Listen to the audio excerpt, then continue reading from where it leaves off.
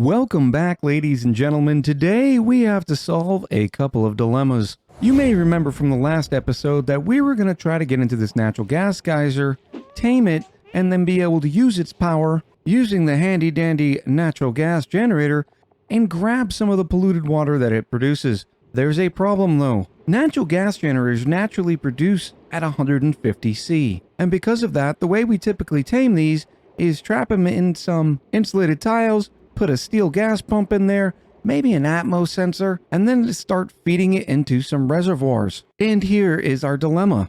Have you figured it out yet? That's right. There's no iron ore on this planetoid. There's some cobalt here. There's some gold amalgam. There's even some aluminum hanging around. Finally, some wolframite. But that's it. No iron or iron ore. Now, as the great Francis John would say, there might be some bits and bobs laying around somewhere, but I don't see them. Maybe you do. I don't. So my next line of thought was, well, we're going to eventually tame this gold volcano, and this cobalt volcano all together using some high-speed, low-drag system where we box it all in, strap a couple steam turbines on it. We could even take all this polluted water, filter it through it to make some nice clean water. We had big plans. Except once again, we're missing a key ingredient in that process. There's no oil on this planetoid. Nothing here in this biome. Nothing up top.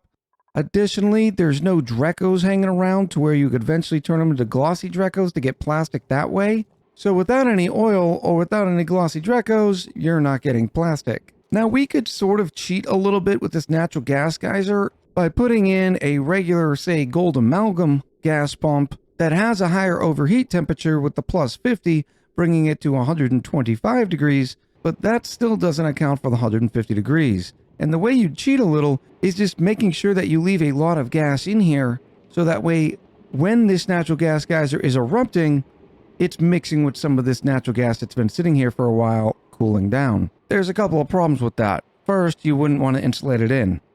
Second, eventually all the natural gas would be up at that 150 degrees. Unless, of course, we provided some cooling using a steam turbine, which then brings us back to problem number one. No oil, no glossy Drecos. Now, some of you are probably screaming like, look, you have all this beautiful cold rock. You could use a cooling loop to bring it through the cold and then back through the natural gas geyser, thereby cooling all this area down, making sure the natural gas does not get too hot for our gold gas pumps. And this asteroid does have plenty of chill available to do something like that. But quite frankly, I don't know if that juice is worth the squeeze. So instead, I figure we buckle up and head over to this teleporter transmitter and see what the other planetoid has in store. Before we go, we're going to make sure that the supply teleporter input's activated along with the supply teleporter output. Just in case we need to ship things back and forth, we'll be able to do that. Right now, though, it does not look like they can reach, so we'll add a couple of ladder tiles there. In the meantime, we're also keeping our eyes open for a rancher. We want to move all these slug pugs, and that way they'll stop eating all the ore that's sitting on the ground. Now, we don't have a lot of ore sitting around, except for probably this area here because we were careful to sweep it up. But what we need to do is make sure it's also blocked in. If it's not blocked in, the slug pug's still going to be able to get into it. That ought to keep the little rascals out. Before we go over there, we're also trying to wrangle up a bunch of these puffs. There is a lot of them on this colony. I mean, look at just in this one screen here. But what we're doing is trying to entice them to come on over in here, and that way they stay in one little area. And the idea is simple. The puffs breathe all the polluted oxygen and then create some slime. We then take that slime and feed it to our dust caps. So what we've been doing is we open this door and throw down a bunch of airborne critter bait. But we do it so it leads into here. We've also made sure that we're using the slime because standard puffs react to slime. Now, unfortunately, John Mann created this one first, so we're going to watch all these puffs chase towards this entrance, all trying to get over to this critter bait. But all of these guys from up here are also making their way down, which this is great because now that they're closer, we can finish up with these two airborne critter baits, which should get the rest of these puffs to come inside this building. In fact, it looks like this puff prince wants to come in too. Let's open the door for them. I mean, all said and done, that's pretty good, right? We now have 14 puffs in here, and they are all wild. Eventually, they're going to go ahead and figure out that they only need, for instance, 1 puff prince, but this size of room is plenty big enough to support all of these puffs. But what I'm talking about with the puff prince is if you look on a standard puff and look at their reproduction rate, when they're not penned with a puff prince, they increase their chances of laying a pufflet prince egg. Otherwise, if they're breathing polluted oxygen and they're in the pen with a puff prince like this one right here, they're going to lay more pufflet eggs, which is exactly what we want. But at a minimum, we're going to get some good meat out of here and plenty of slime. We'll come back soon and check on some of these puffs to make sure that their chances of laying a pufflet egg are increased. I think it's time to figure out which dupe we're sending over to the next planetoid. And I think it has to be a Miko or a John Mann. We'll also have to eventually send over John Archer. That way we can operate the supply teleporters on the other side because they do require field research. Now, of the two between John Mann and Miko, Miko actually has a higher excavation with already 17 skill points, so we're going to go ahead and send them. When you first click on that teleporter transmitter, you're going to be able to take a look at the destination. It's not going to show you very much.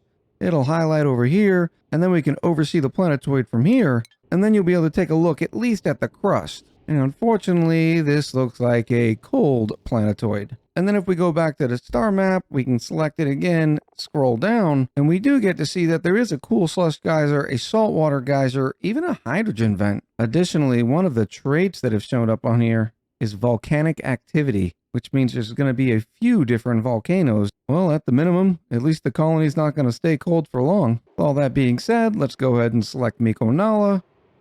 Ooh, let's make sure we inspect this as well. That way we can start saving up all of our data banks. And away we go. Safely over on the other side, we can do a quick zoom out and look around. The first thing I see that I'm excited about is they have pips. That means we can do some interesting things with some natural planting. Plenty of hexalin fruit to keep Miko alive for a while. Not too worried about food. I do need to take a look at oxygen though. It looks like the only areas that are oxygenated are here, and then there's some pockets. We'll have to tap into those relatively soon as well. Of course, we have our friend. We will not thaw them out quite yet, but we will definitely get to thawing them. One of the first things I want to see is if this place has oil. So we're going to dig a little bit over to gain access to all this oxygen. We'll tap into here, and then we'll just keep going down. Now, of note, this center area here is hovering around 15 to 17 degrees. But as soon as we step outside of it, it's at minus 30. This satellite is producing a nice bit of radiation, though we might have to come over here to do that research. And I suppose before we get any of that done, we need to get the bathrooms going. So we'll start by digging some of this out. That'll give us some igneous rock. And then we can take that igneous rock and build a pitcher pump right here. And since we're conveniently located, we might as well use this area here for some bathrooms. We're only going to put one bathroom for now. And once those are set up, we're going to come over here. We're going to throw down a beautiful cot. And I don't want to put it here because this room has the ration box, which means it'd be a better mess hall. Put a little flower pot there too. Oh, beautiful. So maybe we put our cot here. Actually, I think I'm going to put it over here. It seems kind of rude to put it where all the traffic's going to be beside this teleporter. Now, I did fail to make sure Miko was on the beginning of their shift. So they're actually getting ready to close up for the night. So they're definitely not going to be able to finish their cot, but it does look like they did finish the mess table. That's a good sign. A note on priorities when you're starting a new colony. This here outhouse and wash basin don't have any dirt or water right now. And it's because if we take a look at Miko's priorities, they'd rather do building and digging, whereas those type of errands are actually under life support. So what you want to make sure you do is upvalue the life support so they can definitely use the bathrooms, at least for a little bit until you get another duplicate to help you out. Another strategy is to just make sure that they don't have any priorities. And that way, when you have something that's more important, you can manually set the priority and they'll go do it first. Otherwise, they'll accomplish all these tasks just going from left all the way to right. In other words, starting from attacking and ending up with storing, being the very last thing that they do. Now, Mika doesn't have a huge morale requirement because they're relatively new dupe, but we still made sure to add in a couple of rooms to have that bare minimums morale. For instance, here's latrine, here's the mess hall, and then here's the barracks. That's enough to give Miko an 11 current morale versus their requirement of 6. And we started on our long ladder run all the way down. We're going to take a little detour into here, little detour into here, and then we're just going to keep going exploring. In other good news, this isn't our only water supply on the colony. You can see we found the beautiful cool slush geyser. Now this slush geyser produces polluted water at minus 10°C. Not great, but we have plenty of ways we can warm that up. So sooner rather than later, I'd like to build sort of a giant pit, connect it to a liquid pump, and then start sending it over, well, as soon as we find our teleporters. The good news is I think we solved our other planetoid's problem with sand. We can naturally plant a bunch of arbor trees that'll produce all the lumber, which then our pips will go ahead and eat and excrete dirt. And then we can always take that dirt and turn it into sand. I'd like to do pips over here, but that would take a lot of environment control. I mean, our other asteroid's cold, but this one's downright frigid. Nothing's going to grow in here without a lot of work. So we've dug all the way down to this point here, and look what we have found. It's a bunch of igneous rock that's either just formed or is slowly heating up enough to turn back into magma. And unfortunately, there is an abyssalite break right here. You can see this hydrogen is 135 degrees. Everything around it is nice and cool, but that will not last forever. We're going to need to get that sealed up. But at a minimum, we're going to go all the way down here. We're going to suffer through all the chlorine. Don't worry, Miko's tough. And they were just cured of slime lung too. Up on the northern side of the colony, we did find the saltwater geyser. I'd love to get this analyzed because it starts off by saying 11.9 kilos per second at 95°C. If you compare that to a normal geyser, this says about 4 kilos per second. So if I were to guess, the active period's not going to be very high because that would be an abnormally high output for a geyser. Well, we have the answer. My guess is this all used to be magma and has slowly solidified, which is gonna be great once we need all this igneous rock, but for right now, the bad news is I don't see any oil. And without any oil here, and no Drecos, that sort of means we're gonna have to go off of one of these two planetoids and get out into space to find some oil. Or a Dreco, whatever comes first, I'm happy with. Miko is a straight beast when it comes to digging. Just to highlight this, I'm gonna fast forward to a look at how those tiles just crumble. Now, one could make the argument that their little ray gun does a majority of the work. Uh-oh. Stop. Stop right now, Miko. This is bad. Oh. Where did this come from? Why is this so hot? 1300 degrees. Oh, this is dangerous. Let's just go ahead and cancel those, and we'll come back with some insulated tiles later. It makes me wonder if this is the volcanic activity.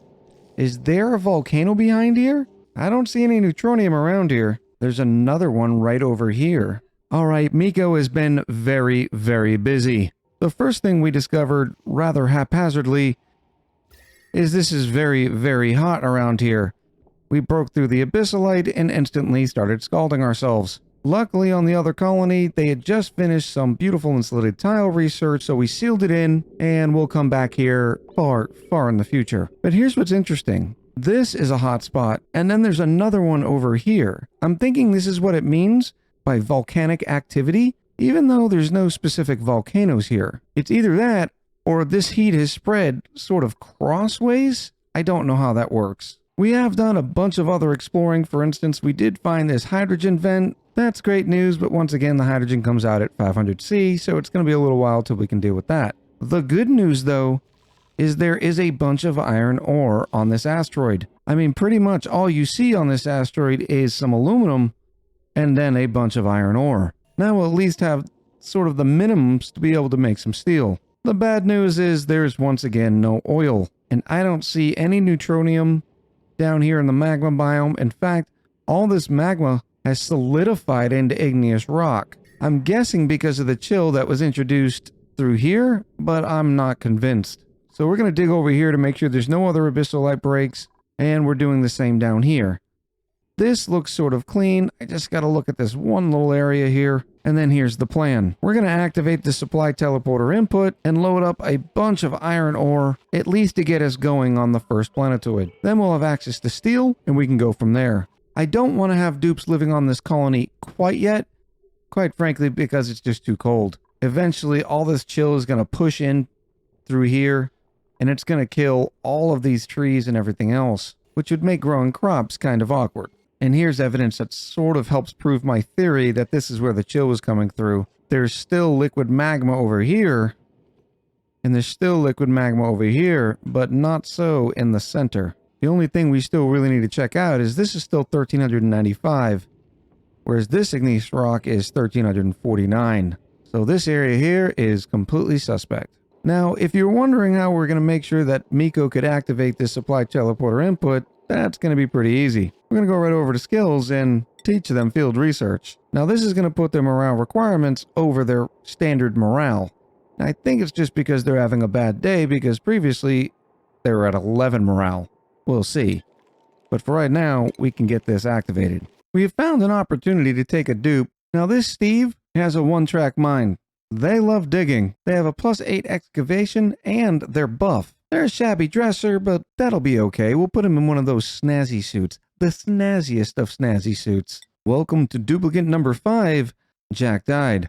Now, we probably didn't need another digger, but Jack is also going to pick things up and set them down because they're so strong. So they'll start off with the digging hat, but over on the priorities, they're not going to do a secondary in building. Rather, their other priorities are going to be in supplying, storing, and tidying. Miko has uncovered the carbon dioxide geyser, but there is no abyssalite break on this side, so I'm not exactly sure why this is lower in temp compared to this. I'd like to hear your theories in the comments below. Now's about the time to set up some power, plug in this conveyor loader, and start shipping some stuff over. We're going to grab all the pip eggs because I think we're going to be heading into some arbor tree production over there. And to do that, we're going to have to grab some acorns, no big deal. And before we go, we're just going to let the top right off of this saltwater geyser. Let's see what 500 cycles of being doused with 95-degree saltwater does to this asteroid. So there's a small chance that I may have waited just a bit too long to add oxygen to this planetoid. I just figured that with just Miko, there'd be plenty for the little work that we were doing. Unfortunately, I was wrong. Now, there's still a little bit of oxygen in here for her, so we're not too concerned about her suffocating immediately, but I think it's time we put maybe an electrolyzer or a sublimation station. I'm going to have to take a quick look. So there's not a lot of oxygen left. There's some pockets, right? There's some pockets. We'll be able to find them. We also have this polluted water off-gassing, so this is all good. Miko's almost done with this temporary oxygen setup just to make sure that they have something to breathe. But all we're doing is grabbing all the iron ore, a few pip eggs, and some acorns, and we're gone. I mean, right now, Miko is only hungry. They have major eye irritation. They're gasping for breath. No big deal. See, I told you we'd finish it in time. There was no problem here at all. Absolutely nothing. Now that we have oxygen again, we're going to grab any pip egg that we can see. We'll make sure we allow manual use. We go down to metal ore, grab all the iron ore as well. And I can't forget that we're also going to need some arbor acorns. Now, the power system here is pretty simple. We just have a wheel connected to a single battery. It powers the conveyor loader. That's it. Down here, it's similar. One wheel, one battery, right into the pump and the electrolyzer. It's not a great system, but it's plenty for the few more cycles that will be here. Some of our dupes were starting to idle up, so we've queued a few digging commands. No big deal. Starting to clear out this area around these volcanoes, and that way, when the time comes, we're going to be able to do our magic, i.e. making a giant industrial sauna that also filters beautiful polluted water. We've also put a rock crusher here and moved the power system to this side of the asteroid. The reason why we did that is it's just colder over here, so I figured this area could deal with the heat a little bit better than over here where most of our duplicates are living. All the rock crusher is doing for now is making all the fossil into lime and all the eggshell into lime. Incidentally, it's also set on a priority of 4 because we're not in a hurry to do that. it's still going to be a little while until we're into steel. In other news, we also found our rancher. This Otto enjoys tidying, digging, and ranching. They're an early bird. They have increased medicine and gourmet. Only bad thing is they're not big on plants. And while I don't love the fact they start with a +1 to husbandry, with the recent patch that made ranching actually viable to where it grows in skill level by doing the things like grooming and taking care of the critters, Otto will eventually have just fine of a ranching skill. Plus, the ability to have multiple traits is key on a playthrough that we're going to be sending all sorts of dupes to all sorts of asteroids. Welcome to dupe number 6, Eilert. Now, unfortunately, it's going to be a minute before Eilert can get into Critter Ranching 1, which is where we need them desperately right now. Well, maybe not desperately, but it'd be nice to move all these plug slugs into their own little room. And already we have a few pip eggs, arbor acorns, and some beautiful iron ore all coming in. In fact, we already have almost 6 tons of iron ore. So I'm going to continue and let Miko work over on that other planetoid in the background, but I think we have some additional options now when we start introducing naturally planted arbor acorns. Additionally, we also know that we're going to have to go to space to get to plastic. We need some oil or a Dreco, so I think we'll be building a rocket platform next episode. Now, how we're going to power that, that's another story. I think it's probably going to have to be carbon dioxide. Because the fact is, without plastic, you're kind of stuck. Because that means no steam turbines. And without steam turbines, well, you're in a world of hurt. Especially considering we want to tame some volcanoes. We want to start siphoning out of this natural gas geyser. Even Frostine here is going to need a steam turbine for some environmental control. By the way, look at this saltwater geyser go to work. Already starting to heat up the surrounding area. And we're just going to let that salt water spill all the way down here. Hopefully some will spill into these little caverns here. Slowly but steadily, we'll heat this whole place up. I hope you enjoyed this hodgepodge of an episode while we did some more exploration. It's definitely fun and interesting trying to figure out where we're going to go next with the colony and using exploration to figure out what is actually possible. So once again, I'd love to hear what you have to say in the comments. Which direction do you think we should take the colony in? And just a rare reminder, every comment and every hit of the like button actually really does help the channel. So if you feel so inclined, please do. I'm looking forward to everything this series has to offer, and I hope you are too. I'll talk to you soon.